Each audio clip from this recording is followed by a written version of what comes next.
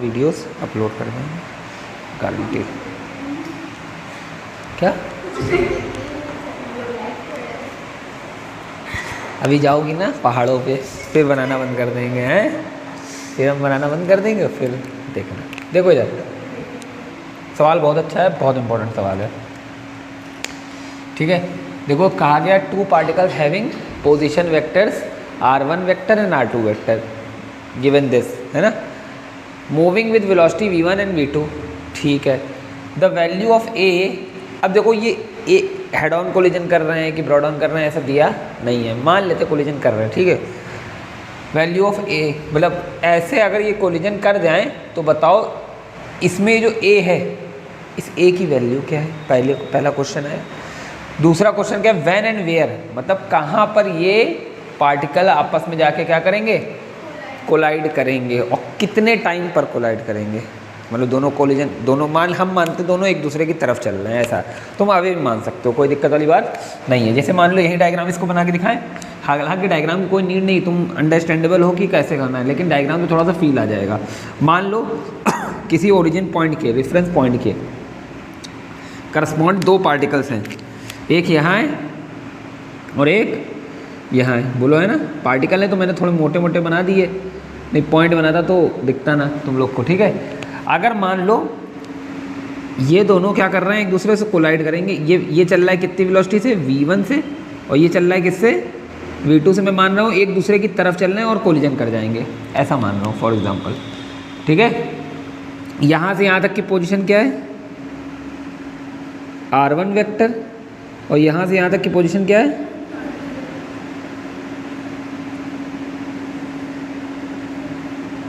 r2 vector, ठीक है।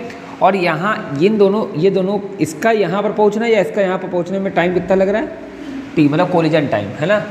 कितने देर बाद ये दोनों आपस में कोलाइड करेंगे, t टाइम में। अब समझना, अगर मैं यहाँ से इसके रेफरेंस में यहाँ से यहाँ तक की डिस्टेंस लेट करूँ पोजीशन वेक्टर, तो इसको मैं r1 वेक्टर मान सकता हूँ ना, है ना। और अगर यहाँ से यहाँ तक की पोजीशन लेट करूँ तो r2 वेक्टर। अब सोच के बताना कि r1 वेक्टर r2 वेक्टर अलग अलग बातें हैं कि एक ही बात है। सोच बताओ r1 वेक्टर क्या चीज़ है और r2 वेक्टर क्या चीज़ है। r1 r2 इन दोनों के बीच की डिस्टेंसेस तो है ना, मैग्नीट्यूड तो सेम ही होगा, डायरेक्शन अलग होगी, है ना। लेकिन अभी हम कोलिजन में ऐसा मान रहे हैं कि इधर जा रहा है कि इधर जा रहा है, ऐसा कोई, अगर कोलिजन को हम सेम ही मान लें, इधर ही जा रहा है, तो इसके रेफरेंस में भी इधर और इसके रेफरेंस में अगर इधर मान रहे हैं तो माइनस में लेने पर फिर से वो प्लस में हो जाएगा, ठीक है। तो दोनों चीज़ r1 वेक्टर और r2 वेक्टर सेम ही तो होगी, है ना। तो हमें भैया करना क्या है, हमें एक ही वैल्यू निकालनी है, वहाँ पूरा टारगेट ये होना चाहिए, और ये क्या है, r1 और r2 की वैल्यू है। अब अगर मैं बात करूँ यहाँ से इस r1 वेक्टर की वैल्यू बनाने के लिए, तो r1 वेक्टर की वैल्यू क्या होगी, बता पाओगे।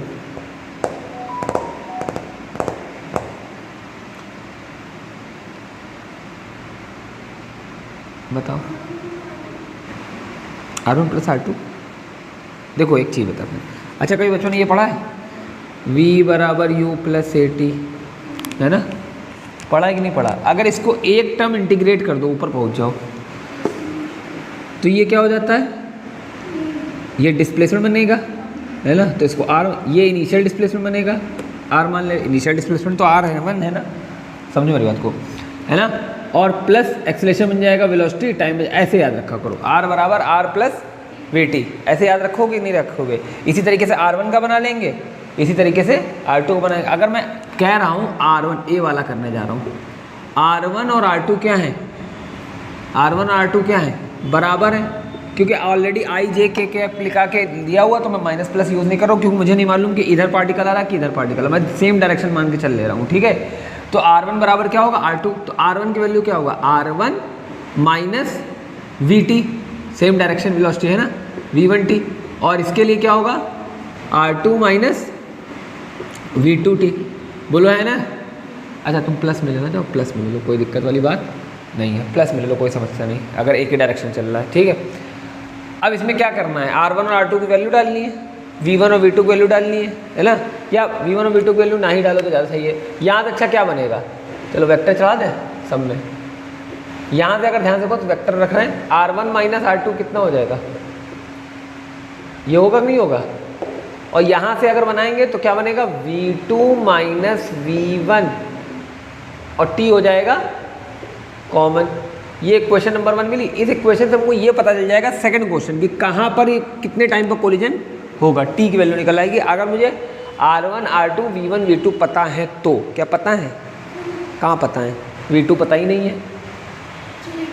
V2 में अगर एक ही वैल्यू पता हो जाए तो इस वाली इक्वेशन से हम टाइम यानी पता कर लेंगे कहाँ पर ये कोलाइड करेगा, बोलो है ना। यानी इससे पहले हमें R1 R2 चाहिए था और R1 की वैल्यू बच्चा जान गया, R1 की वैल्यू क्या है, R1 वेक्टर बराबर R1 प्लस V1T और R2 वेक्टर बराबर R2 प्लस V2T। बोलो समझाया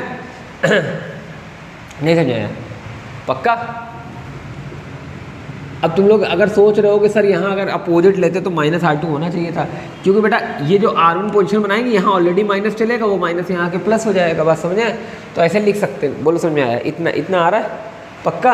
ये पहला प्रूफ करने के लिए हम ए की वैल्यू निकालने के लिए इतना जद्दोजहद कर रहे हैं। अच्छा एक बात बताओ, ए की वैल्यू किसके अंदर है, इसके अंदर है, इसके अंदर है, लेकिन हमें टाइम की कोई रिक्वायरमेंट, अगर हम ए की वैल्यू निकालना चाहेंगे तो हमें टाइम को हटाना पड़ेगा, यानी इस टर्म को हमें हटाना पड़ेगा पूरा। अब इस टर्म को हटा कैसे सकते हो, टाइम को जीरो कैसे कर सकते हो यहाँ,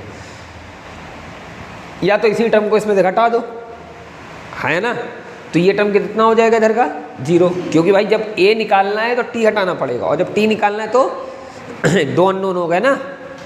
तो एक काम करते हैं, इस टी को हटाने का और कोई लॉजिक सोचते हैं। देखो बचपन में मैथमेटिक्स जो पढ़ते थे उसमें ये लॉजिक होता था कि उसी को जोड़ो, उसी को सब्ट्रैक्ट करो वाला सीन, है ना, या 1 लाना तो डिवाइड कर दो सेम से। लेकिन कभी भी वेक्टरली तुम कोई काम कर रहे हो और तुम्हें क्या करना है, इस किसी टर्म को जीरो करना है तो सेल्फ प्रोडक्ट ले लो, क्रॉस प्रोडक्ट। क्या क्रॉस प्रोडक्ट सेल्फ नहीं लेना है, यहाँ किसको हटाना है, उस चीज़ को देखो, किसको हटाना है, V2 माइनस V1 को। तो V2 माइनस V1 से दोनों तरफ क्या करा दो, क्रॉस प्रोडक्ट। क्या करा दो, क्रॉस प्रोडक्ट। लिखेंगे सीधे लिख दें, है ना, क्या परफॉर्मिंग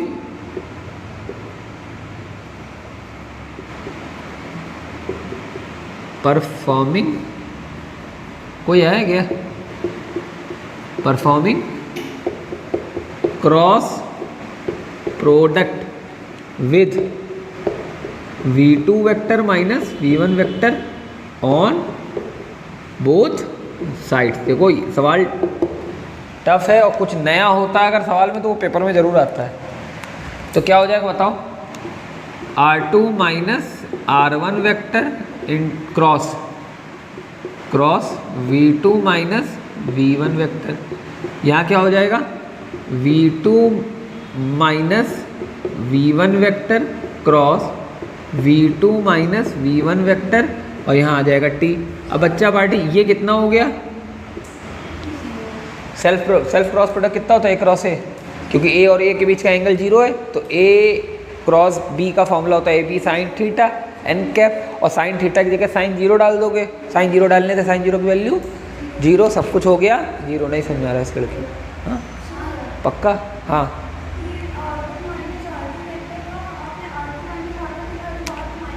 अरे सॉरी, कहाँ लिखा है, ऐसा कहाँ लिखा आपने,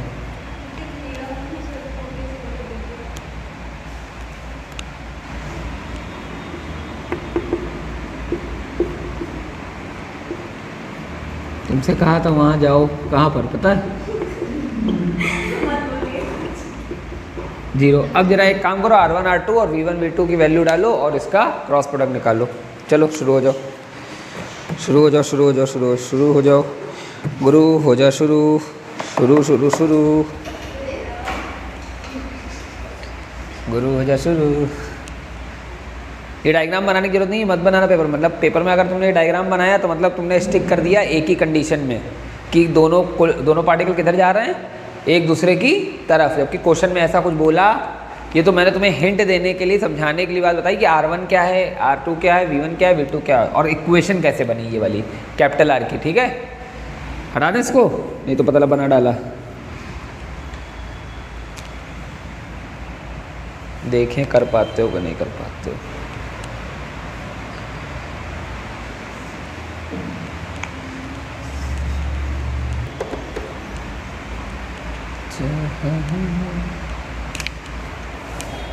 जल्दी करिए, वैल्यू रखिए।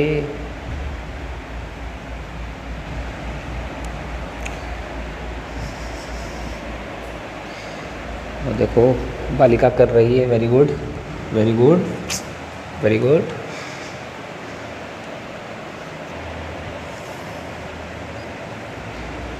करते रहो पढ़ते रहो।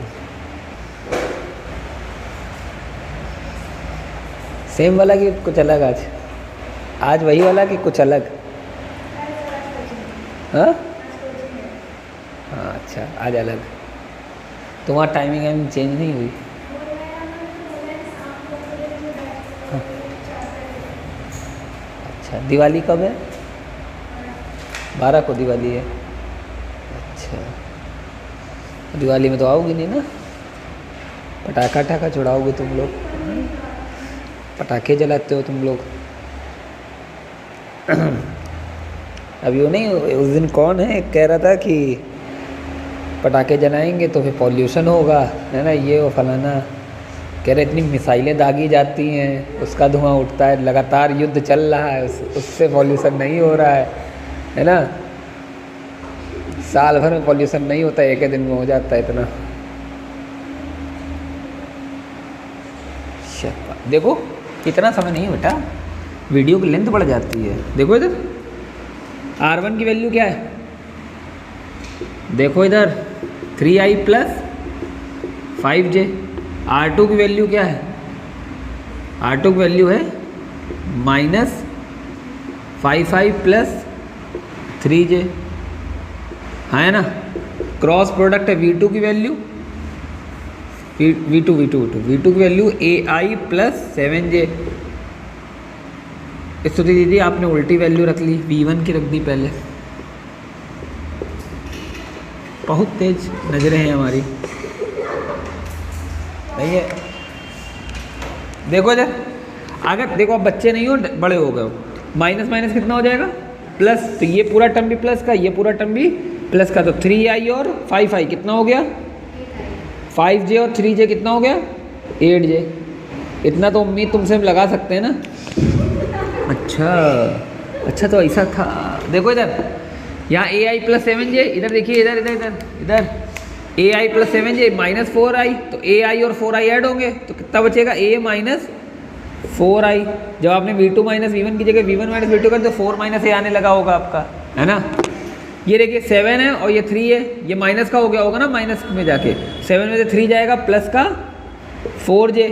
अब बड़ी ब्लंडर जो आपने करी वो क्या? इस क्रॉस प्रोडक्ट को सॉल्व करने के दो तरीके हैं, या तो सीधे मल्टीप्लिकेशन सिखाया था ना, i का i से, फिर i का j से कराओगे आएगा आंसर, फिर i का k से कराओगे तो आएगा आंसर, है ना। लेकिन वो जीरो टर्म है तो इसलिए जीरो हो जाएगा। कहो तो वैसे करा दे, कहो तो चेक डिटर्मिनेंट मेथड, हाँ वो थोड़ा इजी हो जाता है। हाँ कैसे कराया? देखो अच्छा दोनों बता देना बस, खुश, आधे इधर आधा इधर, जिसकी जो मर्जी वो कर लो। देखो दीदी, बेटा दीदी ने गलती करी, आई रखा, जे रखा, लेकिन इस बोर्ड पर के नहीं रखा। देख लो ऐसे ही किया होगा, गारंटी बता रहा है। वरना उल्टो दिखाओ, तुरंत देखो, मुझे मालूम था के नहीं है तो के नहीं लगाएंगे ये लोग, है ना। देखो आई की वैल्यू कितनी? 8 8 0, A माइनस 4 4 0, इक्वल टू में क्या चल रहा है? 0, है ना। अगर इसको हम बंद करते हैं, 8 0 सा 0, 0 माइनस 0 आई कैप, फिर माइनस लग जाता है अल्टरनेट में, है ना। फिर देखिए दीदी पीछे, 8 0 सा 0, है ना।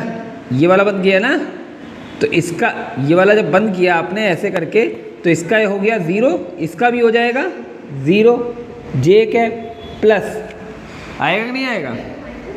इसको हटा दें, 8 है दिख रहा है ना, आधे लोगों को नहीं दिख रहा है। इसको बंद करते हैं, 8 4 सा 32, फिर फॉर्मूले वाला माइनस, ठीक है। फिर इसका 8 से मल्टीप्लाई, 8A माइनस 4 के कैप, इज इक्वल टू, नहीं समझ आया, पक्का? इधर करें, इधर इधर इधर, मेरे पास उधर जगह नहीं है इसलिए। कितना हो गया? 0 0, इधर क्या बचा? इधर क्या बचा दीदी देखो इधर, 32 माइनस कितना हुआ? 8a प्लस में 32 है ना। इधर अब देखो, देखना ही नहीं है, हद है। अभी अभी एक जगह वो गलती करो, 32 से 32,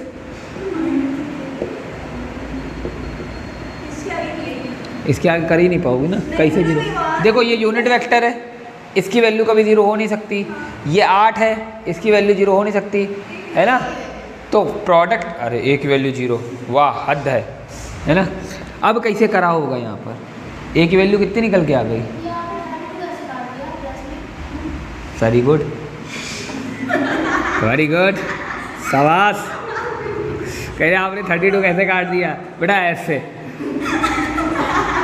देखो, 32 और 32 64 हुआ, माइनस 8a। अब समझो k 0 हो नहीं सकता, just because of unit vector whose magnitude is 1। तो कौन सा टर्म 0 होगा? यही। तो 64 minus 8a is equal to 0। कुछ लोग कहते हैं k उधर भेज के 0 कर दो।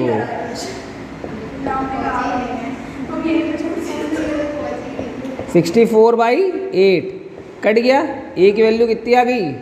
ये लड़की बताएगी, मुस्कान। a की वैल्यू कितनी? 8। अब सुनो सुनो सुनो सुनो, अब कुछ लोग कह रहे सर डायरेक्ट मेथड करा देते, तक क्यों लो भैया आपने कराई? देखो, हाँ चलो तुम मत देखो, आंख बंद कर लो, है ना। आई का आई से कराओगे 0, जैसे आई का तुमने कराया जे से, 8 चौक 32 हुआ, और आई क्रॉस जे क्या होता है? के होता है कि नहीं होता? समझ आया? फिर ये उठाओ, जे का आई से कराओगे, होगा मल्टीप्लाई। जे का आई से कितना होगा? जे का आई से कितना होगा? प्लस प्लस प्लस आया तो आगा 8a माइनस 4, और जे का आई से कराएंगे तो माइनस के, माइनस के। भाई ये सीखा है ना, आई जे के। तो आई का जे से कराया के आ गया, और जे का आई से कराएंगे तो उल्टा जा रहे हैं, माइनस के आ जाएगा। फिर उसके बाद कुछ बचा, जे का जे से 0। अब लो इक्वल टू में क्या चल रहा? 0। इतने में हो गया, देखो इधर, इतने में हो गया। सिर्फ ज़्यादा मेहनत करने की ज़रूरत नहीं हुई। देखो सीधे यहाँ पहुँच गए, नहीं समझे? ना बोर्ड बनाना पड़ा, ना वैल्यू पुटअप करने। हाँ क्या तुमने कहा था? इसने कहा था तो अभी हो जाएगा ना। ये माइनस आ जाएगा, ये प्लस का 32 हो जाएगा, 32 तो 32 कटेगा नहीं, बल्कि 64 हो जाएगा। पता नहीं बात, ये बढ़िया था। चलो हो गया। अब भाई हमें क्या निकालना है? सेकंड में व्हेन एंड वेयर, कब और कहाँ कोलिजन होगा। तो कब का मतलब टाइम, वो टाइम यहाँ दिख रहा है। तो इक्वेशन 1 को क्या कर लें? इस्तेमाल, क्योंकि हम इतने स्वार्थी पुरुष हैं, हम सब चीज़ों का क्या कर लेते हैं? इस्तेमाल। बी पार्ट, बाई इक्वेशन 1 क्या आ जाएगा बताओ? टी की वैल्यू, इधर देखो, टी की वैल्यू क्या आएगी? R1 minus R2 vector upon V1 minus V2 vector. कुछ कह रही थी क्या? ये है टी की वैल्यू निकालने के, इसको नीचे भेज देंगे, V2 माइनस V1। क्या हुआ? कहाँ V2 माइनस V1 लिखा है? फालतू में, ये तो बदनाम करने की साजिश है हमको। देखो तो R1 की वैल्यू कितनी हो गई? सभी लोग देखेंगे 3i प्लस 5j, और R2 की वैल्यू कितनी हो गई? R2 की वैल्यू कितनी हो गई? क्या कह रही है? बोलो, है ना? दिख रहा है इतना छोटा छोटा नन्ना नन्ना सा लिख दिया। अच्छा V2 की वैल्यू बताओ। अब तो a की वैल्यू रख सकते हैं ना, है ना? सिंस a बराबर कितना है? 8, छोटा सा लिख दिया बेटा, राइटिंग छोटी, दिल मेरा बहुत बड़ा है। देखो इधर a बराबर कितना लिख दिया? 8। तो यहाँ रखो V2 की वैल्यू 8i लिखा है, 8i नहीं लिखा, 8i प्लस 7j। ओके, और V1 की वैल्यू कितनी हो गई? 4i minus plus 3j। इसको सॉल्व कर दें डायरेक्ट। देखो ऊपर वाला यही बन जाएगा, 8i प्लस 8j, हाँ है ना?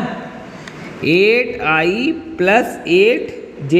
नीचे वाला टर्म क्या बना, देखो जरा ध्यान से, नीचे वाला टर्म क्या बन रहा है, 8 में से 4 गया 4i, 7 में 3 गया 4j। वो हो या नहीं, पक्का? ऊपर वाला ही मिटा दें, ये मिटा दें, हाँ पक्का? क्या कह रही हो?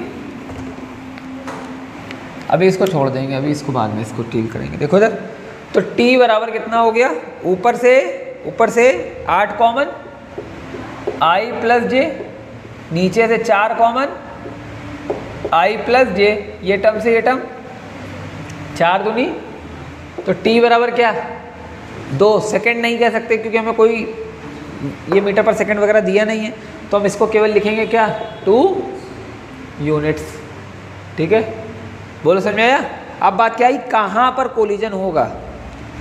तो दीदी कहाँ पर कोलिजन होगा?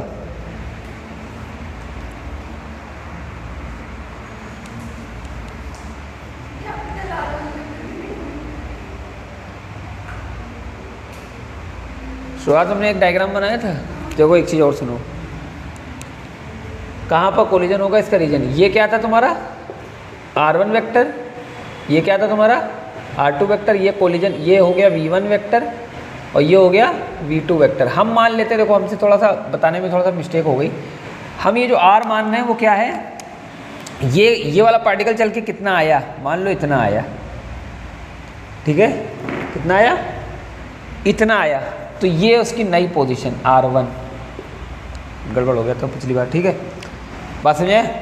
और ये वाला चल के कहाँ आया, कोलिजन करने के लिए यहीं तो आएगा, तो ये हो गया r2, तो r1 r2 बराबर होंगे, इसलिए बराबर किया था।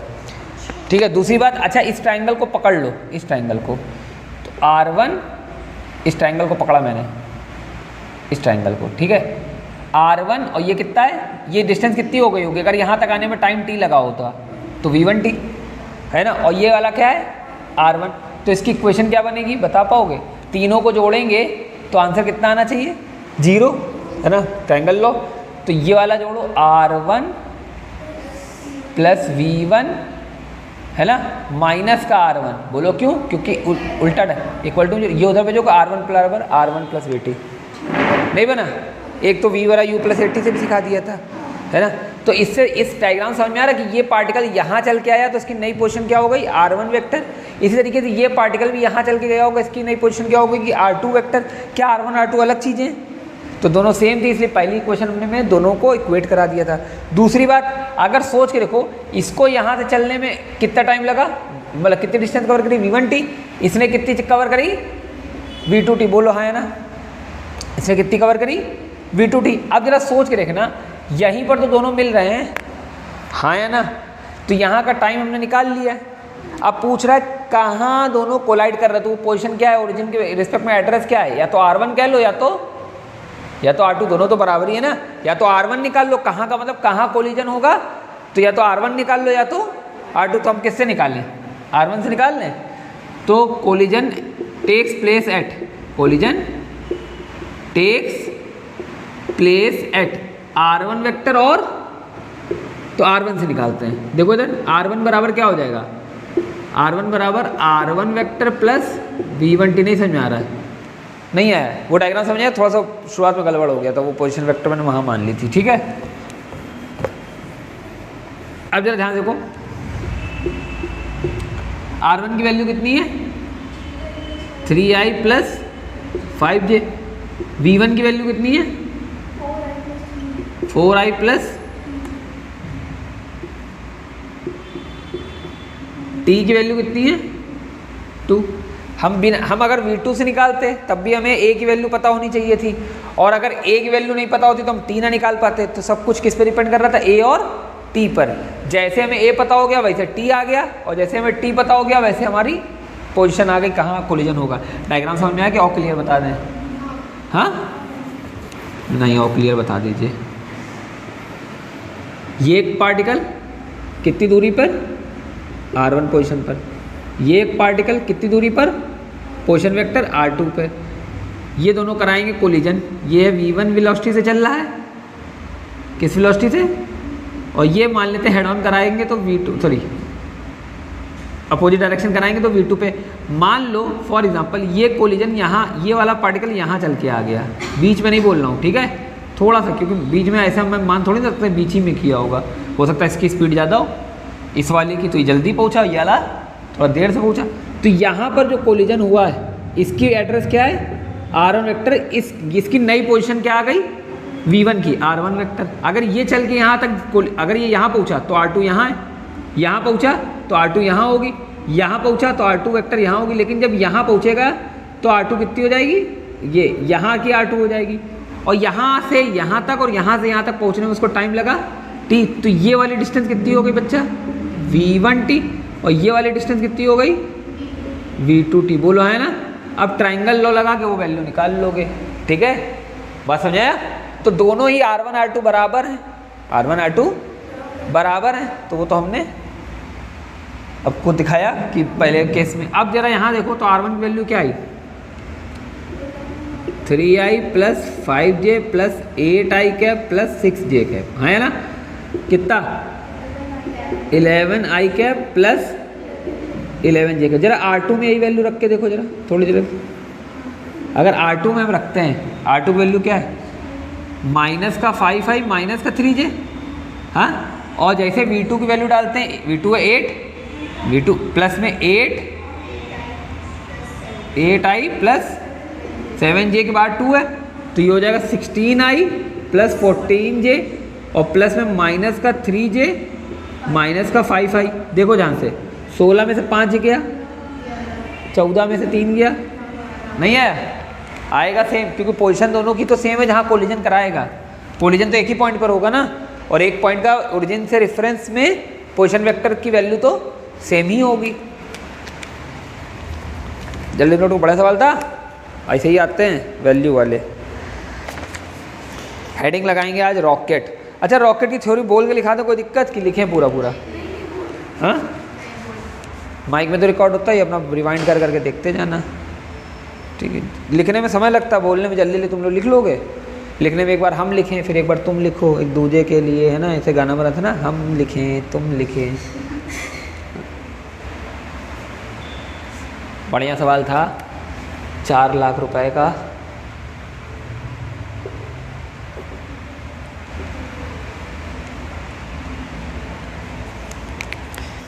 टू पार्टिकल्स, हाँ, कोई समस्या? हाँ, तुम्हें अपनी अगर मान लो समझने के लिए, अंडरस्टैंडिंग के लिए कहीं बनाना, तो इसी के वो शुरुआत में ही कहीं बना लो, ये जहाँ r1 बराबर r2 किया है उसी के बगल में बना लो, ताकि पता चले कि r1 बराबर r2 कहाँ से आए। घर पे भूल जाओगे ना r1 बराबर, अब वो माइनस वाला कन्फ्यूजन भी दूर हो गया ना। हाँ, ये जहाँ r1 बराबर r2 किया है फर्स्ट स्टेप में, वहीं कर लो इसको।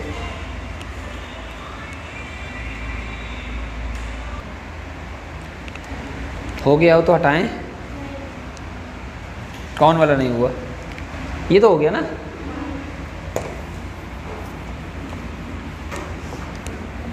बेटा मुस्कान, कल भी क्लास है, लेकिन कल की क्लास का थोड़ा समय बदला हुआ होगा, जो कि होगा 10 से 11, क्योंकि कल फ्राइडे भी है। कल क्लास है, क्योंकि कल फ्राइडे भी है, इसलिए हम आपको 10 बजे बुलाएंगे और 11 बजे ओवर कर देंगे।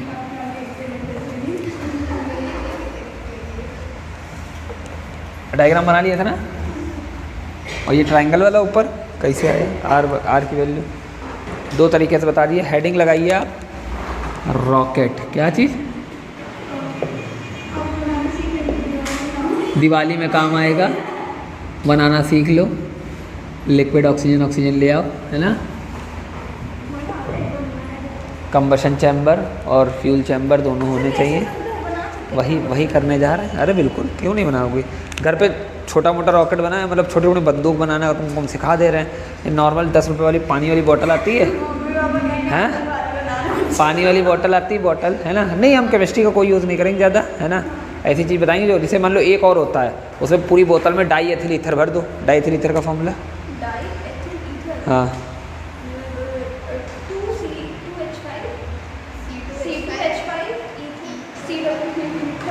अच्छा ये क्या लिखा है?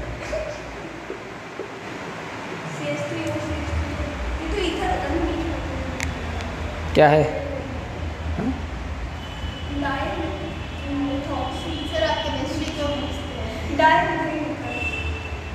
और अगर ये करते हैं C2H5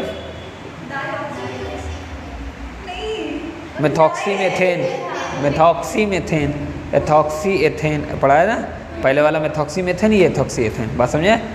तो अगर मान लो एक बोतल में डाई एथिल ईथर भर के हम रख लें, है ना, एकदम एयर पूरा ऊपर तक, है ना, और फिर जिसके घर में तुम्हें धूम कराना है वहाँ जाओ, वहाँ वो बोतल रख के नीचे एक पिन चुभो के वापस आ जाओ, है ना, काला जादू कर रहे हैं ना, पिन चुभो रहे हैं, बंगालन बनी जा रहे हैं, है ना, देखो इधर, तो उसमें से ईथर बाहर आना शुरू होगा, लिक्विड होता पानी जैसा, उसे लगेगा पानी की बोतल रख के गया कोई, है ना, वो नीचे धीरे धीरे बाहर आएगा। अब धीरे धीरे वो बाहर आ रहा तो एयर कहाँ जाएगी? अंदर। ऊपर जितना खाली होगा वहाँ पर एयर बनना शुरू होगी, और जैसे एयर बनेगी तो ये एयर से रिएक्ट करेगा, एयर से रिएक्ट कर ब्लूम, अरे घर के बाहर, यही बचा तुम्हारा, इतने मुश्किलों से उन्होंने इतना मेहनत करके घर बनाया है, तुम उनका घर उड़ा दोगी। दूसरी बात, नॉर्मल सभी के घर में सैनिटाइज़र होता ही है, ठीक है, एक 10 रुपये वाली बोतल लेना पानी पीने वाली, जो पतली वाली नहीं आती थोड़ी सी, जो जिसे क्रश कर देते हैं, है ना, और सबके घर में गैस लाइटर होगा ही होगा, जिससे आप लोग अपने घर का चूल्हा जलाते हो, है ना। पहले उस लाइटर को, है ना, हाँ इंडक्शन, इधर देखो, इंडक्शन अगर जला के उसके ऊपर हाथ रखने क्या होगा? क्यों? आज घर जाना, वो जो एल्युमिनियम फॉयल वाले वो आते हैं कंटेनर जिसमें मैगी वैगी पैक करी जाती है ना, एल्युमिनियम वाले, दफ्ती वाले नहीं, जिसके ऊपर एल्युमिनियम चिपका देते हैं समझो, उसको जाके 2 फॉयल को इंडक्शन के ऊपर रखना और इंडक्शन ऑन करना, देखना क्या होगा, देखना क्या होगा।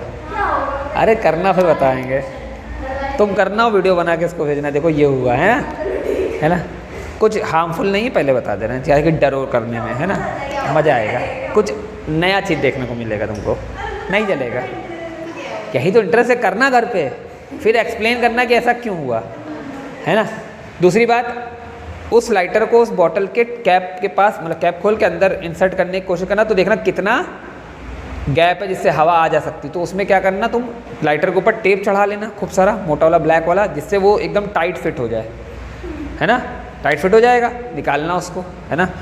फिर तुम क्या करना, सैनिटाइज़र को बोतल के अंदर थोड़ा सा लेना और पूरी बोतल में ऐसे ऐसे हिलाकर और सैनिटाइज़र, एक्स्ट्रा सैनिटाइज़र बाहर निकाल देना, और उसके अंदर टाइट करके लगा देना अपना वही लाइटर, ये बन गई तुम्हारी बंदूक, है ना, ये बन गई तुम्हारी बंदूक। अब बत्ती बुझा के, है ना, जैसे तुम जलाओगे तुम्हें यहाँ खूब सारी फ्लेम देखने को मिलेगी, और वो जो बोतल है इतनी दूर जाके गिरेगी, है ना, मज़ा आएगा, और सामने कोई होगा उसको चोट भी लग सकती है ना, खाली जगह पे ऐसे चला धौड़, है ना, हाँ नहीं तुम्हें नहीं लगेगी, तुम तो लाइटर जला रहे हो, लाइटर तुम्हें नहीं लगने वाली।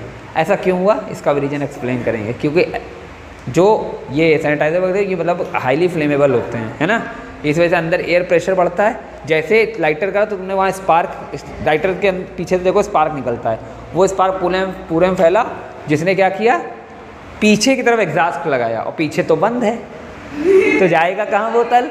This is called the principle of jet propulsion, वही पढ़ने जा रहे हैं रॉकेट पे, ठीक है। रॉकेट ऐसे ही लॉन्च होता है, समझो। अगर तुम्हारे पास एक बलून है, जिसे हम यहाँ थोड़ा सा प्रैक्टिकल करा के दिखाते हैं, आयु सर से कहेंगे अगले साल करवाइए, एक धागा यहाँ लगा दें, चलो। अच्छा, एक बलून है, उसको फूका, ये है वो बलून मेरे हाथों में, ये बलून है, फूला हुआ है, मैंने पकड़ रखा है, अगर मैं इसको छोड़ूं क्या होगा, बलून आगे जाता है, हाँ क्यों, क्योंकि एयर जो है पीछे निकलती है, लेकिन बलून ऐसे जाता है ना। अगर मान लो इस बलून को हम एक रास्ता दे दें, क्या दे दें, समझो एक रास्ता दे दें, यहाँ से वहाँ तक एक थ्रेड लगा दें, थ्रेड के ऊपर एक स्ट्रॉ लगा दें, थ्रेड के अंदर से, मतलब स्ट्रॉ के अंदर से थ्रेड निकाल दें, तो स्ट्रॉ ईजी टू मूव है, उस स्ट्रॉ को मैंने क्या किया, इसके ऊपर चिपका दिया, और इसके अंदर से थ्रेड निकला है, ठीक है। अब छोड़ें तो बलून कहाँ जाएगा, स्ट्रेट। यही कॉन्सेप्ट है रॉकेट का, समझो मेरे, उसको एक रास्ता भी देना होता है हमको, नहीं रॉकेट भी कैसे भागेगा, कई वजह से मान ले, नहीं रूस ने मिसाइल फेंकी, है ना, और वो पाकिस्तान के जगह कहीं टप्पा खा के चली गई है ना, तो ऐसा ही नहीं होना चाहिए। देखो इधर, अब समझना, इसे बोलते हैं बेटा जो बहुत ही पतला छेद होता है, बहुत ही बारीक छेद होता है, उसे बोलते हैं ओरिजिन, नहीं उसे बोलते हैं ओरिफिक। क्या बोलते हैं? ओरिफिक। Very small hole. क्या? Very small hole. एक बहुत बड़े साइंटिस्ट मतलब फिजिसिस्ट हैं, MIT के प्रोफेसर हैं, है ना, वॉल्टर लुविन सर। उन्होंने क्लास में ही जब ये एक्सप्लेन किया था एक बार, मतलब वो पढ़ा रहे थे जब वो मोमेंटम कंजर्वेशन, है ना, तब उन्होंने इस चीज़ को कैसे किया था। वो एक साइकिल पे बैठ गए थे, 3 व्हील्स वाली जो साइकिल होती है, 4 व्हील्स वाली, जो पीछे 3 होते हैं, मतलब 2 पीछे ऐसे ऐसे होते हैं, एक आगे 3 व्हील्स होती, उस पर बैठ गए और पीछे क्या फायर एक्सटिंग्विशर नहीं होता, ये इसको रख लिया, है ना। जैसे उसकी नॉब खोली तो फायर एक्सटिंग्विशर से एयर कहाँ निकली? पीछे की तरफ से। तो प्रेशर कहाँ एक्सर्ट हुआ? आगे की तरफ, मतलब मोमेंटम। तो जितना मोमेंटम पीछे उतना ही मोमेंटम आगे, तो आगे बजाने लगे। तो ये एक कॉन्सेप्ट उन्होंने समझाया। सोचो इसका इस्तेमाल करके हम बचपन में रॉकेट का प्रिंसिपल बताया जाता था। क्या चीज़? क्या चीज़? Momentum conservation. बोलो, है ना, मोमेंटम कंजर्वेशन रॉकेट का प्रिंसिपल है। जितना मोमेंटम पहले उतना ही मोमेंटम बाद में। टोटल इनिशियल मोमेंटम बराबर टोटल फाइनल मोमेंटम। आज एक नया सुनो जिसका नाम है जेट प्रोपल्शन। Jet propulsion. जब कभी नासा वासा देखा होगा, जब टीवी पे दिखाते हैं, तो वहाँ जेट प्रोपल्शन लैब है जहाँ से रॉकेट को लॉन्च किया जाता है। समझे मेरी बात को? तो उसकी लैब का भी नाम यही है। अब जेट प्रोपल्शन का क्या मतलब है? जेट मतलब होता है कि स्टीम, या कह सकते हो stream of anything that is air हो, लिक्विड हो, उसे हम बोलेंगे क्या? जेट। कभी कभी स्टीमर देखा है, लोग स्टीमर बैठ जाते हैं, अपना इंजन ऑन कर देते हैं, स्टीमर बहुत तेज भागने लगती है, तो उसमें भी यही कॉन्सेप्ट है। वो साइड का पानी लेके पीछे की तरफ फेंकती है और रॉकेट का वो स्टीमर कहाँ जाती है? आगे की तरफ जाती है। सेम प्रिंसिपल है ना। तो ये तुम घर पे भी कर सकते हो। किसके किसके घर पे टब है इतना बड़ा कि हाँ थोड़ा ज़्यादा बड़ा हो, उस टब में लेना है पानी। क्या लेना? गोल गोल पानी, नहीं गोल गोल रानी, कितना कितना पानी है, ये पानी लिया। अब एक ऐसी स्ट्रक्चर काटना, किसी शादी के कार्ड से काट लोगे, थोड़ा मोटा होता है ना पानी में, वो मतलब गीला वो नहीं होगा, है ना। अब इस वाले को तुम रखना इसके ऊपर, रख दिया यहाँ पर, थोड़ा सा इसके आगे यहाँ पर, ताकि ये यहाँ ना चला जाए। शैम्पू की एक ड्रॉप इसमें क्या करना? प्लेस कर देना। तो ये देखना किधर भागेगी स्टीमर? आगे की तरफ भागेगी। हाँ हाँ, शैम्पू की एक ड्रॉप, बस इतना रखना कि पीछे ना बह जाए, वो आगे रहे थोड़ा, है ना। कोई भारी चीज़ रख नहीं सकते, घुस जाएगी पूरा स्टीमर तुम्हारे नीचे, है ना। समझे? नहीं समझा? हाँ चलेगी, बढ़िया मस्त भागेगी। हाँ सब करना, ये सब फिजिक्स है। वो क्या बता रहे हैं? क्या होता है? हाँ यही लगता है बेटा, मोमेंटम कंजर्वेशन, है ना। समझो मेरी बात को। अब आगे बढ़ें। जेट प्रोपल्शन क्या है? जेट होती है stream, very narrow stream of anything, wave या फ्लूइड, है ना। प्रोपल्शन क्या है? When a very narrow flame या when narrow stream passes through a small orifice, then the body moves in opposite direction, that is called propulsion. बात समझे? और कौन सा प्रोपल्शन? Jet propulsion. बोलो समझे? तो this is the principle of rocket. पहली बात तो रॉकेट क्या होता है समझ लो। Rocket is a special kind of vehicle which help us in journey of space, है ना। स्पेस में अगर जर्नी करनी है तो हम किसमें बैठ के जाएंगे? रॉकेट में। हम अपने स्कूटर या बाइक या कार से नहीं जा सकते, साफ सीधी बात। तो उसके लिए क्या है? रॉकेट है। चलो जल्दी लिखो, मैं बोल रहा हूँ, ठीक है। इसमें इतनी बात समझ में आई? 2 प्रैक्टिकल घर पे करने हैं। जिनके यहाँ पानी हो पानी वाला करें, जिनके यहाँ इंडक्शन है वो इंडक्शन वाला करें, हैं। और दोनों लोग अपना वीडियो बना के ग्रुप पर जरूर डालें, ऐसा क्यों हुआ, ठीक है। ओके चलो, आज कंटेनर खरीद लेना तुम। अब देखें कितने दिन में वीडियो आएगी मेरे पास, ये भी देखेंगे। लिखो प्रिंसिपल। प्रिंसिपल की स्पेलिंग PLE वाले। सिद्धांत, किस बेस पर ये काम करता है? पहले लिखो इसका थोड़ा सा introduction.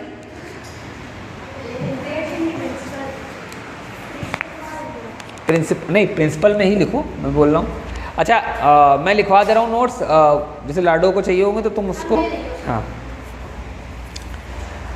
The rocket is the best vehicle, vehicle की spelling VEHICLE। The rocket is the best vehicle for space journey, best vehicle for space journey, full stop. ये हो गया इसका इंट्रोडक्शन, ठीक है। It works on the principle of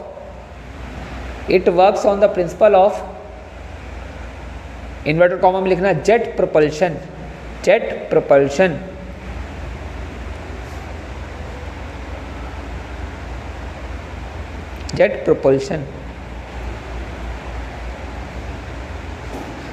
line paragraph change करो। The word jet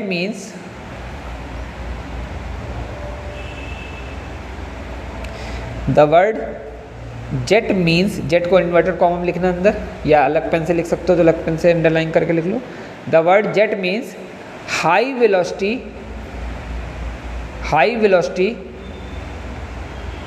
stream of fluid. Stream मतलब समझते हो ना, धारा। High velocity stream of fluid, FLUID। Fluid मतलब क्या होता है मुस्कान? तरल मतलब देखो एक वर्ड होता है, जैसे हम बात करें पानी क्या है? लिक्विड है ना। मिल्क क्या है? लिक्विड है। ऑयल क्या है? लिक्विड है। लेकिन अगर हम बात करें कार्बन डाइऑक्साइड क्या है? गैस है। बट गैस भी बहती है और पानी भी बहता है। जिनके अंदर बहने की टेंडेंसी होती है यानी फ्लो लाइक लिक्विड, उनको हम लिक्विड, यानी गैस भी एक प्रकार का लिक्विड हो गया इस तरह से, लेकिन हम उसे लिक्विड तो कह नहीं सकते। तो जो चीज़ बह सकती है, चाहे वो लिक्विड हो चाहे वो लिक्विड के अलावा और कोई चीज़ हो, तो उनको हम एक वर्ड में बोलते हैं क्या? फ्लूइड, यानी तरल। क्या चीज़? यदि कभी तरल बोला जाए, तरल पदार्थ है, तो सोचना कि ये लिक्विड भी हो सकता है और ये गैस भी हो सकती है। बात समझे? तो लिक्विड बोलोगे तो हमेशा लिक्विड, गैस बोलोगे तो, लेकिन अगर दोनों को एक साथ बोलना है तो तरल यानी fluid. High velocity stream of fluid outgoing from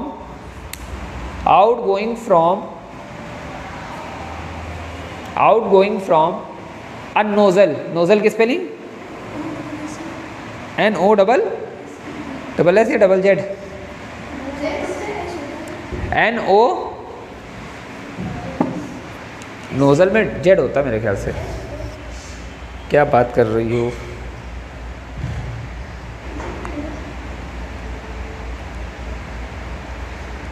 NOZZLE, वो नोज़ल नाक वाला तुम बता रही हो हैं? Nozzle NOZZLE। नोज़ल का मतलब समझते हो ना, किसी चीज़ की पतली ओपनिंग है ना। नोज़ल और ओरिफिक। अच्छा, ओरिफिक का मतलब क्या है? Very small whole. ब्रैकेट में लिख लेना चाहो तो, नोज़ल और ओरिफिक।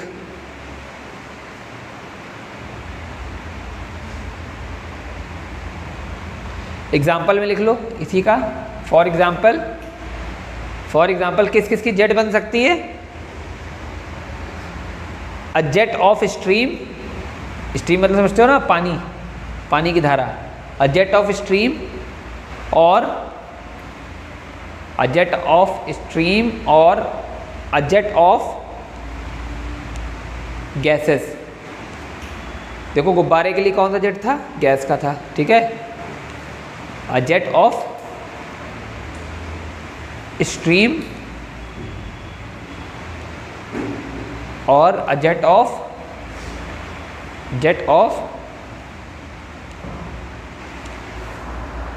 गैसेस, ठीक है। Paragraph change. The method of driving a body और machine, the method of driving a body or a machine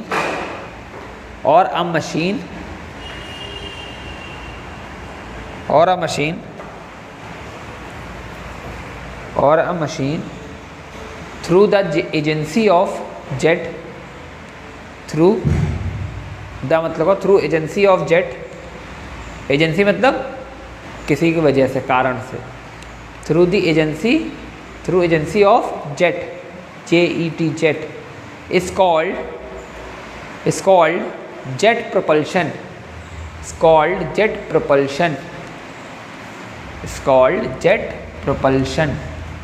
ठीक है, देखो जेट प्रोपल्शन के मतलब समझ आया कि जेट किसे बोलते हैं, high velocity stream of fluid. अगर उस फ्लूइड की वजह से कोई चीज़, मशीन को या किसी बॉडी को हम चलाएं, तो इस चलाने की, इस ड्राइविंग को हम क्या बोलेंगे, जेट प्रोपल्शन। बात समझाया? तो जेट प्रोपल्शन की डेफिनेशन आपको हो गई। इसके बाद पैराग्राफ फिर से चेंज करो, जेट प्रोपल्शन को भी अंडरलाइन कर लेना, ठीक है।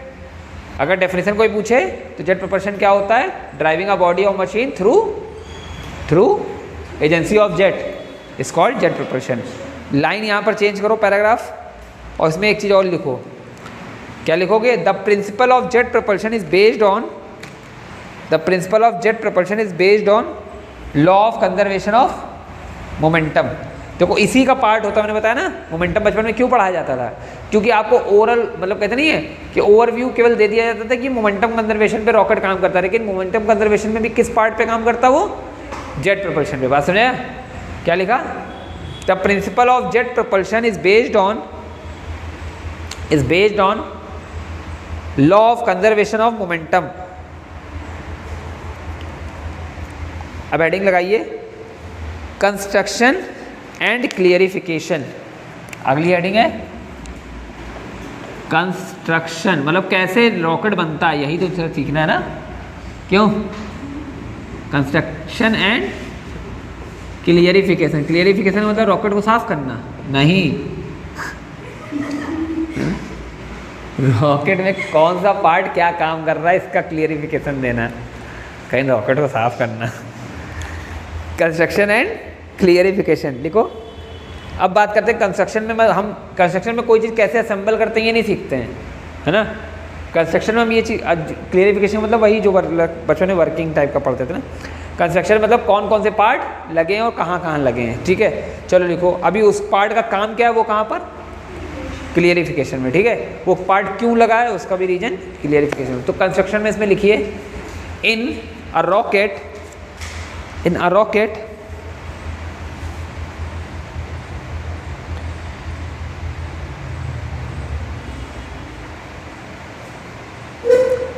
The fuel and the oxidizer, बोल दे, in a rocket the fuel यानी जिससे तुम रॉकेट चलाना चाह रहे हो, एंड ऑक्सीडाइजर जो फ्यूल को जलाएगा, ठीक है। पता फ्यूल भर दिया, लेकिन उसको मतलब कहते नहीं है कि वो करने क्या बोलते हैं उसको, एक्शन में लाने के लिए, उसको कह सकते हो कंबस्ट कराने के लिए, मतलब जलाने के लिए, है ना। कुछ तो होना चाहिए, तो वो कौन है, नहीं तो वो टंकी में फ्यूल पड़ा रहेगा। जैसे मान लो बाइक में टंकी में फ्यूल डाल देते हो, क्या बाइक चलने लगती है, केवल टंकी, अगर नीचे इंजन ना हुआ तो इंजन का काम क्या, उस फ्यूल को यूज़ करना, उसको कंबस्ट करना और उसको दूसरी एनर्जी में कन्वर्ट करना। बात समझा? तो क्या लिखा, the fuel in a rocket, the fuel and the oxidiser are burned मतलब जलना, BURNT burned in the combustion chamber. लिख दें, ये तो केमिस्ट्री का वर्ड है, उधार लिया आज हमने। कंबशन की स्पेलिंग क्या होती है, यही होती है, TION होती है, सॉरी। कंबशन चैम्बर, बर्न्ड इन कंबशन चैम्बर मेक्स नहीं लिखना, कंबशन चैम्बर फुल कॉमा लगाओ। The heat of combustion chamber makes the pressure very high, the heat of combustion chamber makes the pressure very high inside the chamber। फिर से बोल दें, the heat of combustion chamber makes the pressure very high inside the combustion chamber,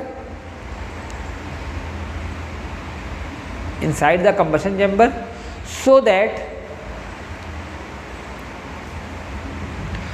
that a jet of hot gases, a jet of hot gases emerges out. Emerges समझते हो? Emerges की spelling EME। Immerse मत लिख देना IM वाला, वो तो डूबा हुआ होता है ना। EMERGES, emerges out from the nozzle. Emerges को ब्रैकेट में लिख लो, जो बच्चे नहीं समझ पा रहे हैं। इमर्जेस का मतलब बाहर निकलना। इसे इमर्जेंट रे पढ़ा था, निर्गत। इमर्जेस का मतलब था बाहर निकलना, यानी निर्गमन होना, यानी बाहर निकलना, ठीक है। Emerges out from the nozzle. अच्छा, नोजल का एक और नाम बताया था ना, ओरिफिक है ना। Nozzle with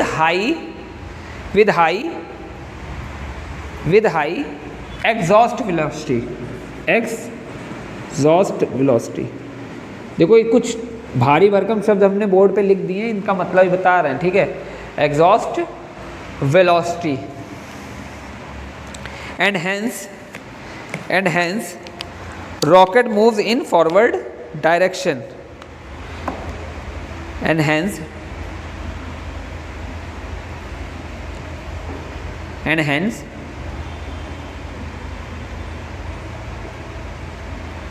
rocket moves in the forward direction. Line change according to the type of fuel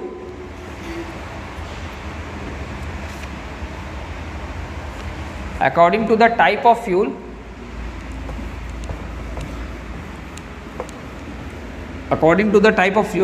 rocket of ऐसे लिखो, according to the type of fuel rocket have two kinds. The first one is liquid fuel rocket. पहला कौन सा हुआ देखो जरा, पहला हुआ लिक्विड फ्यूल रॉकेट। अच्छा, इसमें बताना पड़ेगा क्या होता है ये। इसमें ये ऐसे रॉकेट होते हैं जिनमें फ्यूल जो पड़ता है वो एक लिक्विड होता है, दूसरे में सॉलिड फ्यूल रॉकेट। ये ऐसे रॉकेट इसमें फ्यूल रॉकेट मतलब सॉलिड पड़ता है, ऐसे रॉकेट। अब ये कोई डेफिनेशन हुई सर? इस सॉलिड का अंदर होता है कन्वर्जन, समझे? जैसे वो वाली एक UPSC का इंटरव्यू देख रहे थे, वो कहते हैं आप इंजन है, वो पूछ रहे थे इंजन में, मतलब इंजीनियर है तो बताया दो टाइप के इंजन है ना, कंबशन इंजन है ना होते, तो दोनों में क्या अंतर है? कह रहे उसमें कार्बोरेटर, इंजन में कार्बोरेटर लगा होता है। तो कह रहे ये कौन सा लॉजिक हुआ भाई?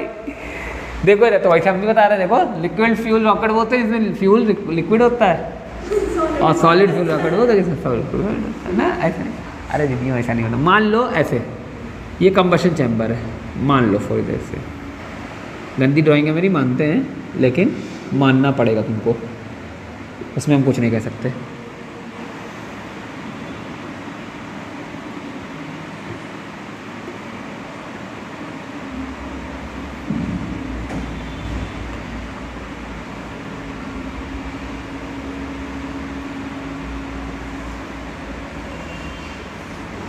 अब यही बताएंगे कुछ रॉकेट ऐसे होते हैं जिसमें ऑक्सीडाइजर लगाने की जरूरत ही नहीं पड़ती।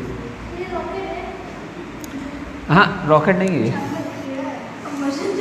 अरे यार मार डाला तुम लोगों ने एकदम। ये जो है बेटा, इसे बोलते हैं एक कहते नहीं डायग्राम फ्री FBD टाइप का बना रहे हैं, ठीक है। ये क्या है? Combustion chamber. यहाँ ऐसे नोजल नॉब लगी है, हाँ हाँ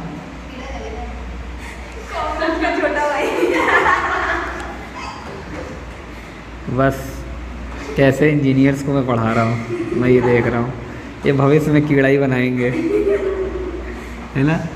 तुम्हें कभी ट्रेन देख के लगा कि ये सांप जैसी है? लगा ना। कभी एरोप्लेन देख के लगा ये ईगल जैसा है? तो मैंने कभी कहा ये कीड़ा है? तो क्यों ये है? कभी बाइक देख के लगा ये सांड जैसी है ना, है ना। तो सब उसी से बेटा। हेलीकॉप्टर देख के कभी मैंने कहा ड्रैगन फ्लाई लग रहा है, हाँ? तो क्यों नहीं मानते तुम लोग? यहाँ से क्या आ रहा है बेटा? ये बढ़िया है, हर चीज़ का जवाब रहता है ना। और यहाँ से क्या आ रहा है? ऑक्सीडाइजर।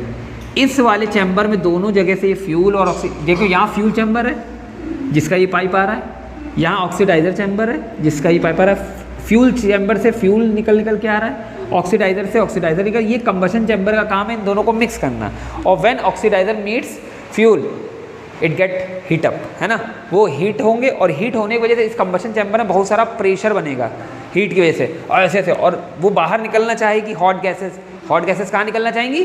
बाहर। तो उसके बाद निकलने का रास्ता तो है नहीं, लेकिन एक रास्ता उसे दिख रहा बहुत पतला सा, तो जितना ओरिफिक छोटा, मतलब नोजल छोटा हो जाएगा उतनी ज़्यादा बाहर निकलेगी। तो यहाँ से निकला भाई साहब क्या, ये इसे क्या बोलते हैं बेटा? इसे बोलते हैं नोजल, ठीक है। और ये निकली क्या तुम्हारी? Hot gases. कौन सी वेलोसिटी से? एग्जॉस्ट वेलोसिटी से।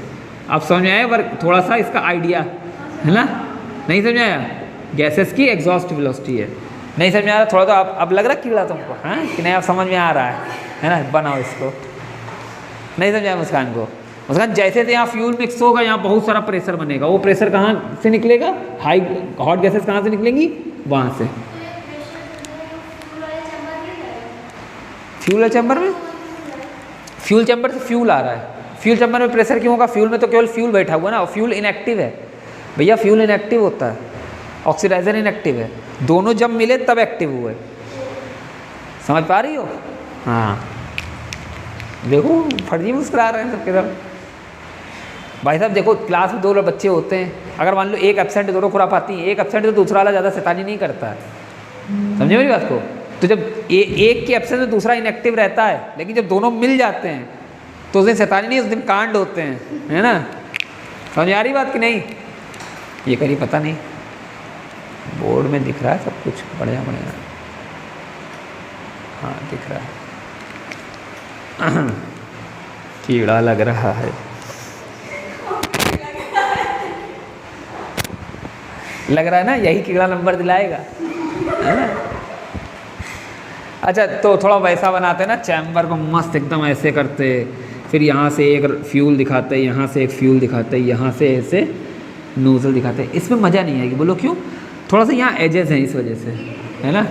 हाँ, इसलिए मैंने ऐसा फ्यूल बनाया ताकि सब जगह से कर्व्ड हो और एक ही जगह पे सारी हीट क्या मर्ज हो रही हो। समझे मेरी बात को?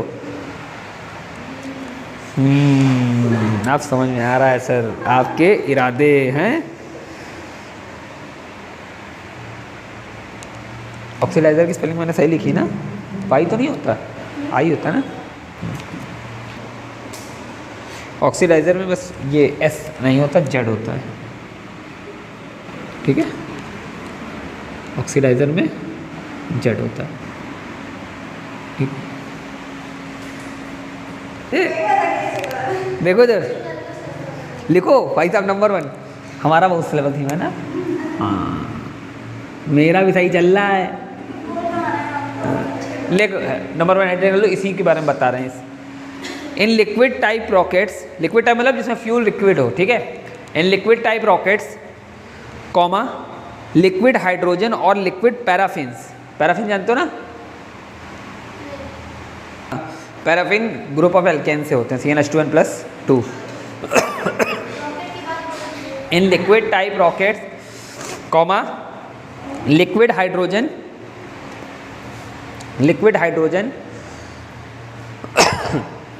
और liquid paraffin is used as fuel. Underline कर लेना, मतलब फ्यूल की तरीके कौन यूज हो रही हैं? क्यों दीदी?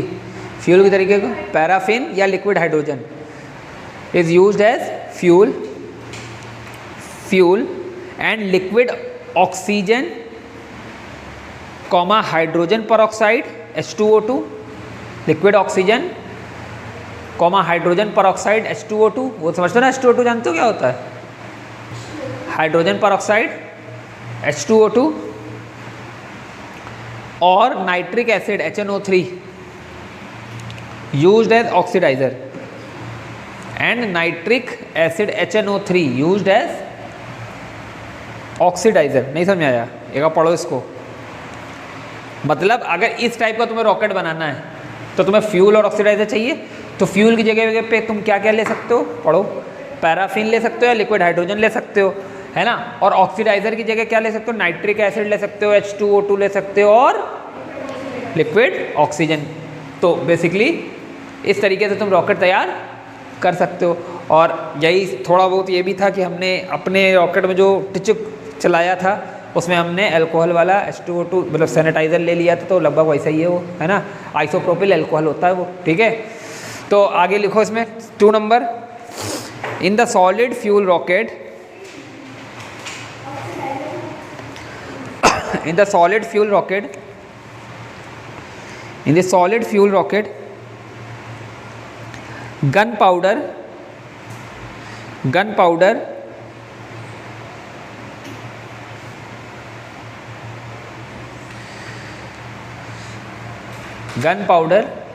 समझते हो ना? गन पाउडर नहीं जानते हो? बारूद टाइप, हाँ। Gun powder in self contained oxidizer, in self contained oxidizer, इनकी जगह इज लिखो। Gun powder is self contained oxidizer, इनकी जगह इज लिखो, ज़्यादा बेटर है। In is self contained oxidizer and so no separate combustion chamber, so no separate combustion chamber required. देखो basically solid fuel rocket इस्तेमाल करने से एक फ़ायदा हो, सॉलिड फ्यूल इस्तेमाल करने से एक फ़ायदा हो जाता है। बताएं क्या? समझो रॉकेट को हमें कहाँ भेजना है? ऊपर, ग्रेविटी के अगेंस्ट वर्क कराना पड़ेगा। तो जितना ज़्यादा रॉकेट हल्का होगा उतना अच्छा है ना। अगर हम लिक्विड फ्यूल ले रहे हैं तो हमें उन दोनों को मिलाने के लिए एक जगह की ज़रूरत पड़ रही है, this is called combustion chamber. ये भी तो कुछ ना कुछ वेट है ना इसका। दूसरी बात, अगर हम सॉलिड फ्यूल रॉकेट ले रहे हैं तो गन पाउडर लें, गन पाउडर के अंदर खुद में ही ऑक्सीडाइज, वो खुद ही से ऑक्सीडाइज भी हो जाती है, समझो मेरी बात को। तो उसको मिक्स करने के लिए जगह की ज़रूरत नहीं है, सीधे एक चैम्बर लेंगे, that is called fuel chamber. उसी में गन पाउडर भरा है, उसी में एग्जॉस्ट होगा, उसी से फ्यूल निकलेगा। तो उसके लिए कंबशन चैम्बर हमें लगाने की ज़रूरत नहीं है, तो ये ज़्यादा बेटर है। देखो लिखा होगा, so no separate combustion chamber required. ठीक है, अब नीचे हेडिंग लगाओ क्लियरिफिकेशन। क्लियरिफिकेशन,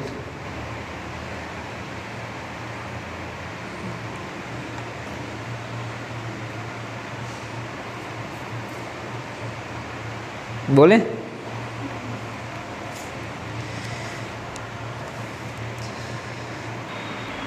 क्लियरिफिकेशन में लिखिए थोड़ा सा, लेट अस कंसीडर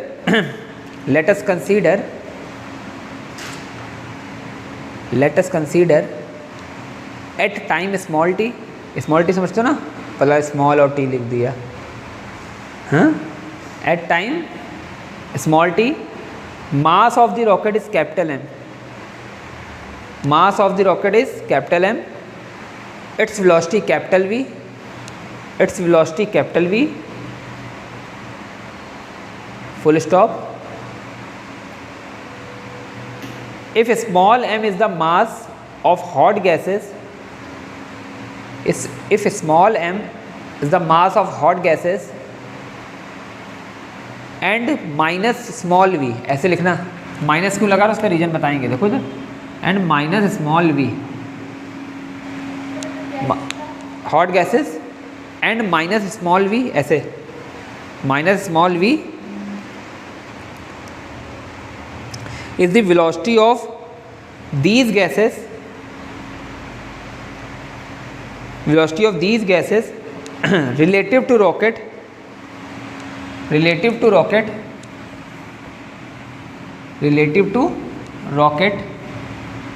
ये वर्ड्स का मतलब समझ में आ गया था सब? कोई दिक्कत तो नहीं? एग्जॉस्ट का मतलब निकलना, है ना, जैसे ये एग्जॉस्ट चलाते हो, क्यों? क्योंकि अंदर की जितनी भी एयर हो बाहर निकालते हो, है ना। रिलेटिव टू, क्या लिखा? Related to rocket, then the rate of change of mass, the rate of change of mass, the rate of change of mass. अभी सिंगल स्टेज रॉकेट और मल्टी स्टेज रॉकेट भी आगे बताना है, ठीक है। पहले रॉकेट पढ़ो, फिर मल्टी स्टेज रॉकेट पढ़ेंगे हम लोग, ठीक है।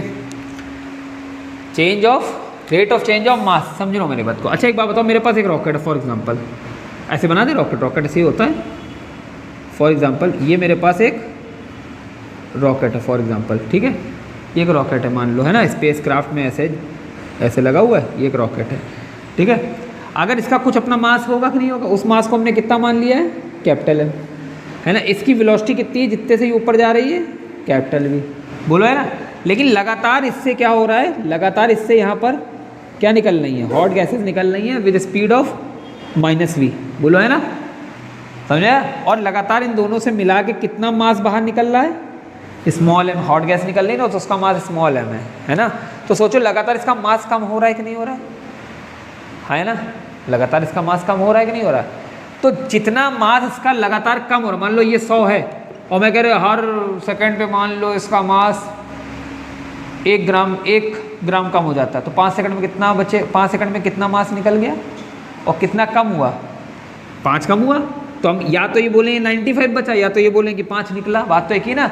तो जितना इसमें चेंज आएगा, मान लो 100 से 95 हो गया तो चेंज कितना आ गया? 5 का। तो वही 5 निकलने के बराबर होगा कि नहीं होगा? तो जो रेट ऑफ डिक्रीजिंग होगी वही मास ऑफ एग्जॉस्ट होगी कि नहीं होगी? तो रेट ऑफ डिक्रीजिंग का मतलब dm/dt वही -m के बराबर होगा कि नहीं होगा? बोल के बताओ। नहीं होगा। माइनस क्यों बनाया? क्योंकि नेगेटिव रेट ऑफ चेंज। मान लो अगर इसकी जगह पे हम यहाँ -m लगा दें, कोई दिक्कत? ऐसे समझो मेरी बात को। तो रेट ऑफ डिक्रीजिंग दिखाना, ये क्या है? रेट ऑफ चेंज ऑफ मास। लेकिन मास बढ़ रहा है कि घट रहा है? घट रहा है, तो यहाँ क्या लगाया? -m। तो ये होना चाहिए। तो इसको मैं ऐसे लिख सकता हूँ dm/dt = -m। बोलो कैसी रही इक्वेशन नंबर 1? नहीं समझा? नोट करो। नहीं समझ आया? माइनस उधर चला गया तो उधर माइनस से मल्टीप्लाई कर दिया। नहीं समझ आया? ये समझ आई क्वेश्चन? कितना मास लगातार टाइम के रिस्पेक्ट में चेंज हो रहा हो? चेंज कौन सा है? घटना। तो माइनस मतलब dm यानी m मास t टाइम में जितना कम हो जाएगा उतना ही तो मास पीछे से नहीं निकल रहा होगा। नहीं समझ आया? मास कितना कम हुआ? 5। तो यही 5 तो निकला होगा तभी तो कम हुआ। तो वो स्मॉल m मतलब हॉट गैसेस का मास है। The rate of change of मास, बस दैट इज करके लिख लो। ये रेट ऑफ चेंज ऑफ मास है। ठीक है? नहीं आया? नहीं आया? नहीं आया? नहीं है। अच्छा एक बात बताओ, हॉट गैसेस किस स्पीड से बाहर निकल रही हैं? हॉट गैसेस किससे निकल रही हैं? -v। और रॉकेट किससे जा रहा है? रॉकेट जा रहा है ऊपर कैपिटल V से, हॉट गैसेस निकल रही हैं -v से। तो रिलेटिव वेलोसिटी कितनी हो गई? Relative velocity becomes, opposite direction में ऐड हो जाती हैं। बताया था ना क्यों? जब अपोजिट डायरेक्शन में ऐसे या ऐसे ट्रेन चलती हैं या सेम चलती धीमे लगती हैं, अपोजिट देखते हो ऐसे बहुत तेज़ी से दूर जा रही हैं या बहुत तेज़ी से पास आ रही हैं, ट्रेन नहीं बगल से निकलती है जोर तो दोनों ऐड हो जाती हैं। तो हम इसको ऐसे लिख सकते हैं -v + V। नहीं लिख सकते? हाँ है ना? पक्का ना? तो rate of change of momentum कितना हुआ? Rate of change of momentum या फोर्स पर यूनिट टाइम। अच्छा rate of change of momentum होता क्या है? नहीं बच्चों ने कहीं पढ़ा है? Newton second law. The rate of change of momentum किसके बराबर होता है? फोर्स के बराबर होता है कि नहीं होता है? क्यों? The rate of change of momentum second law of motion है। The rate of change of momentum directly proportional to the force, applied force. तो अगर मैं, और मोमेंटम होता क्या? Mass into velocity. तो अगर मैं यहाँ पर निकालूँ क्या? The rate of change of momentum, है ना? और ये बता दें आप कि बनाओगे इसको? बना ही लेना। ये जा रही है v वेलोसिटी से ऊपर, एग्जॉस्ट निकल रही है हाई वेलोसिटी से। ये ऊपर धीमे धीमे जाएगा, नीचे हाई वेलोसिटी से एग्जॉस्ट निकल रही है। ठीक है? तो रिलेटिव वेलोसिटी आ गया। समझे मेरी बात को? तो कितना आएगा? मोमेंटम कैसे निकाला जाता है? मास, जितना मास निकल रहा है हॉट गैसेस का निकाल लेना। तो हॉट गैसेस का मास मतलब कितना मान लिया था? -m, है ना? और क्या हो गया? -v + v। बोलो है ना? मास इनटू वेलोसिटी। तो रिलेटिव वेलोसिटी लेंगे तो इसको मैं ऐसे लिख सकता हूँ माइनस का m capital V minus small v, है ना? और rate of change of momentum किसके बराबर होता है? फोर्स के। नहीं है? अब जरा यहाँ देखो ये कौन सी इक्वेशन है? 2। लेकिन बाई इक्वेशन 1 से देखो -m की जगह हम क्या लिख सकते हैं? dm/dt। नहीं समझ आया? नहीं आया? बाई 1। बोलो समझे? लेकिन बचपन में पढ़ा था फोर्स की वैल्यू अगर हम पूरे रॉकेट के लिए लगाएं तो फोर्स की वैल्यू क्या होती है? Rate of change of momentum नहीं होता। बट अकॉर्डिंग टू, दिख रहा है इसमें? हाँ, according to Newton's second law F की वैल्यू क्या होगी? Rate of change of momentum होगी नहीं? और मोमेंटम किसका? रॉकेट का। और रॉकेट में जब गैसेस भरी हुई थी तो टोटल मास कितना था रॉकेट का? कैपिटल एम था ना, हाँ है ना, टोटल मास कितना था क्या? Capital M. तो यहाँ कर दें तो F इक्वल टू क्या लिखेंगे? d/dt, और P की वैल्यू कितनी लेंगे? टोटल मास m और टोटल रॉकेट की वेलोसिटी कैपिटल V, है ना, बात समझा? तो ये कितना लेना पड़ेगा हमें?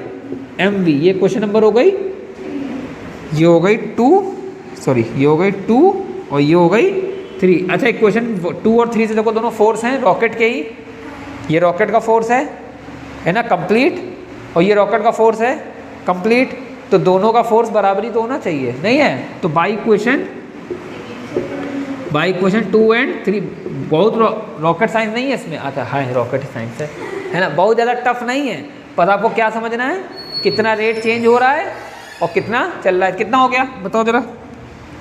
F equal to sorry d/dt of mv is equal to d/dt of हाँ dm/dt of capital V minus small v। अब तो पता क्या करना है, फर्स्ट इनटू सेकंड, क्योंकि यहाँ मास कांस्टेंट नहीं है, क्योंकि जैसे जैसे रॉकेट ऊपर की तरफ बढ़ रहा है एग्जॉस्ट वेलोसिटी से हॉट गैसेस बाहर निकल रही, तो उसका मास कंटिन्यूसली डिक्रीज हो रहा है, तो फर्स्ट इनटू सेकंड का फॉर्मूला क्या